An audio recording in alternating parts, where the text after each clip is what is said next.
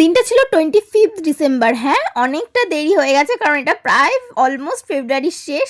আর দিনটায় ছিল আর কি ধান্যকুড়িয়া উৎসবের উদ্বোধন, আর এখানে প্রভাত ফেরি বেরিয়েছে বা সান্ধ্য ফেরি বলতে পারা যায়, সেটাই আর কি বেরিয়েছে। তারপর দিন আমি গেছিলাম একটু পার্লারে, আর তারপর দিন গেছিলাম সম্প্রীতি মেলায় বাদুড়িয়া।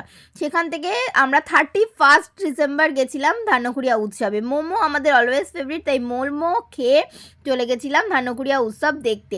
কারণ আমরা একটু রাত করেই বেরিয়েছিলাম আর অনেক রাতে ফিরেছিলাম বাড়ি, মানে মোটামুটি দুটোই, কারণ ফাংশান দেখেছি, নিউ ইয়ার সেলিব্রেশন করেছি, আর সেখানে প্রচুর প্রচুর প্রচুর আনন্দ করেছি।